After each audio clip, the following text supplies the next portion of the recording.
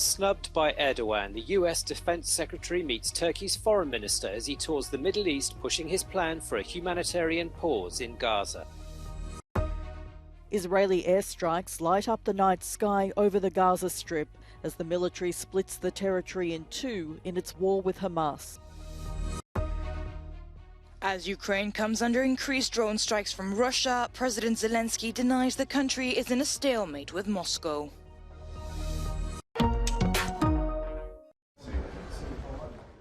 On a visit to Ankara, the US Secretary of State has sought to quell anger in Turkey over his country's support for Israel. But Antony Blinken had to put Washington's case to the Turkish foreign minister rather than directly to the president. Recep Tayyip Erdogan's unavailability for a meeting was seen as a snub. Over the weekend, Blinken met other regional leaders, including the Palestinian President Mahmoud Abbas in the West Bank. The US has so far rejected his and other Arab leaders' calls to press Israel for a ceasefire in Gaza. He also heard pleas for a humanitarian pause during a surprise visit to Iraq in talks with the country's Prime Minister Mohammed Shia al-Sudani. Blinken's arrival sparked angry protests by thousands in central Baghdad. Later, al-Sudani discussed the war in Gaza with Iran's President Ebrahim Raisi on a visit to Tehran. Iran has accused the US of supporting what it claims are Israeli war crimes against Palestinians.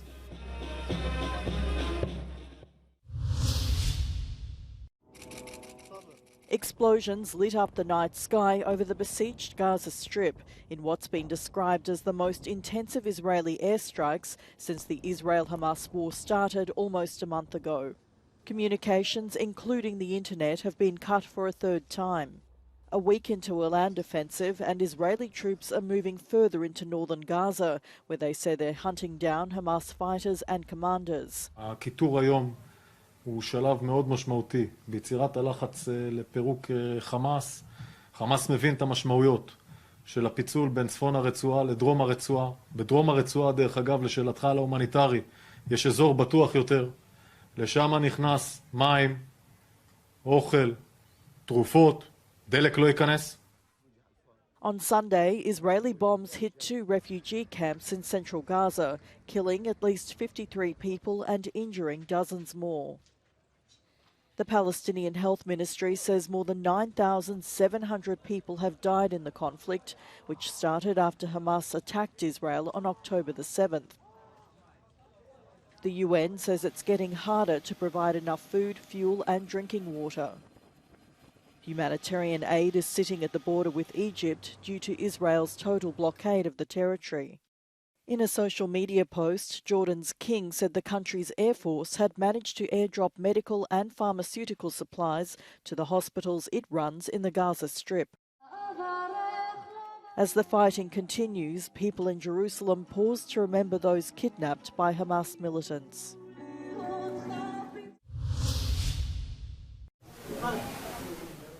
The Israeli military has arrested prominent Palestinian activist Ahed Tamimi during a raid in the occupied West Bank. The 22-year-old is accused of incitement to violence and terrorist activities. Tamimi is regarded by Palestinians as an example of courage in the face of Israeli oppression. She gained notoriety at the age of 14 when she was filmed biting an Israeli soldier, arresting her and her brother.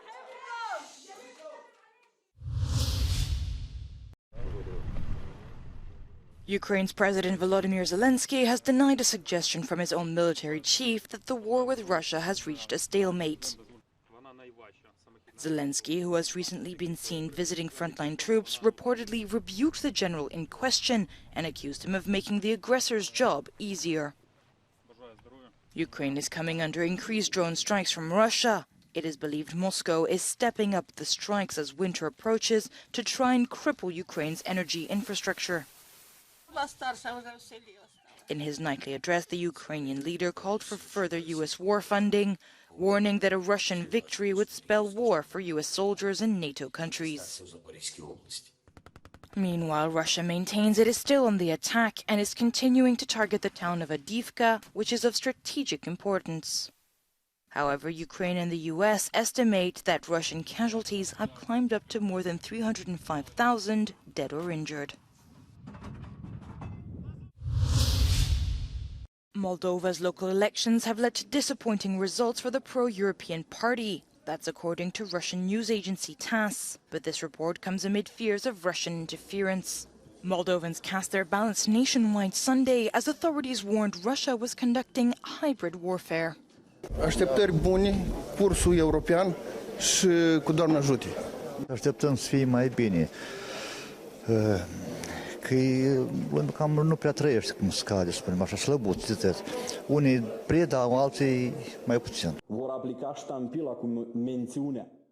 2 days ahead of the election, Moldova's prime minister banned candidates from the pro-Russia Chance party after the country's national intelligence agency alleged Moscow tried to influence the electoral process via the party. Some 600 candidates were affected.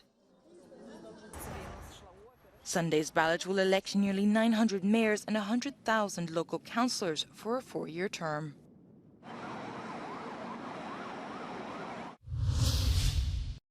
Romania has recorded its lowest birth rate in the last 143 years.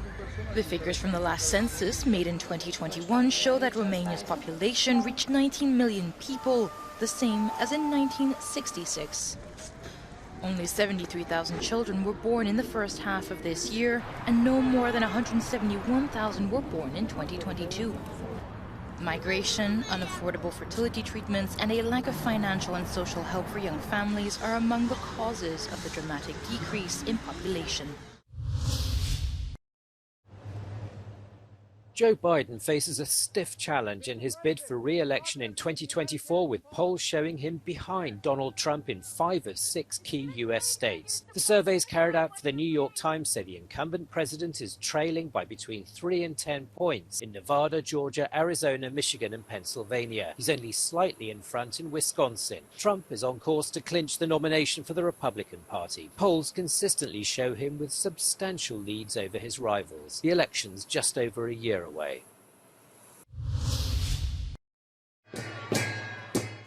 Villagers in the mountains of northwest Nepal cremated the bodies of some who died in an earthquake that shook the area on Friday night.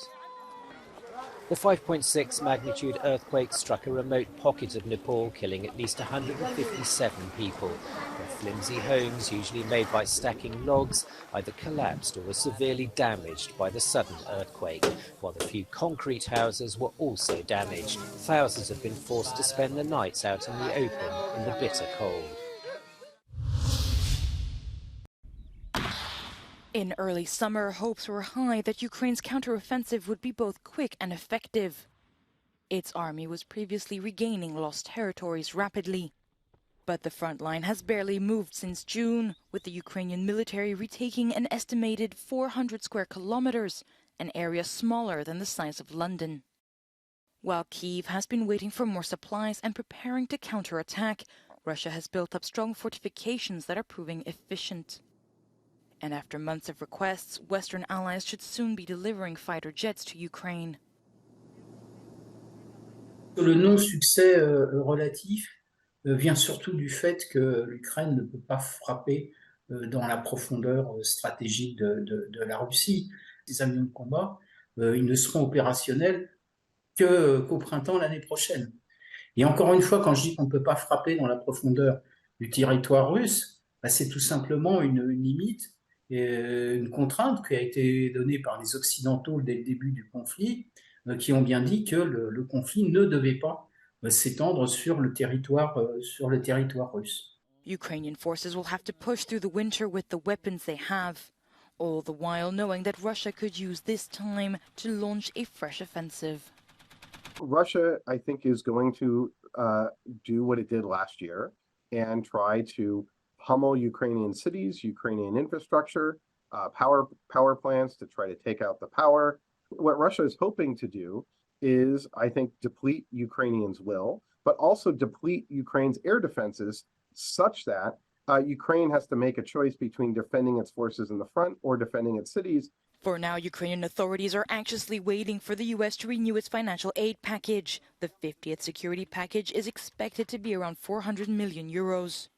President Joe Biden launched an urgent mission last month to get Americans behind billions more dollars in spending for Ukraine and Israel, using a rare Oval Office speech to say U.S. backing is critical for the two major allies.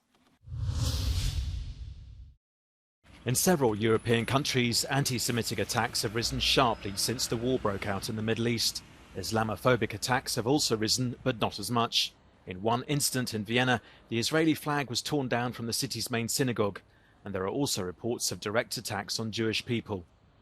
Jüdische Schüler zum Beispiel, die dann drangsaliert werden, die für den Nahostkonflikt verantwortlich gemacht werden und gemobbt werden mit antisemitischem Hintergrund. Wir haben einiges an Sachbeschädigungen, wie zum Beispiel das Zerschlagen der Scheibe an einer jüdischen Fleischerei und das Wegrennen dieser Person arabisch schreiend oder bis hin zur Sachbeschädigung, wo ganz bewusst die israelische und nicht die österreichische Flagge heruntergerissen wurde. Natürlich hat das Symbolwirkung, das schmerzt, das verunsichert natürlich auch nochmal die jüdische Gemeinde als Ganzes. Anti-Semitic incidents in Austria have tripled compared to the same period last year, according to the Community Security Trust, a Jewish charity. And it's reported that incidents have more than doubled in Germany and more than tripled in the UK.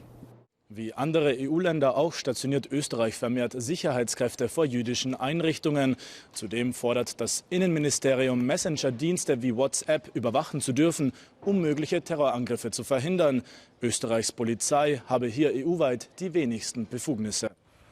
Last week, the director of the EU Agency for Fundamental Rights warned that anti-Semitism is a deeply ingrained racism in European society. Austria, France, Germany and the UK have now all stepped up their protection of Jewish schools and synagogues.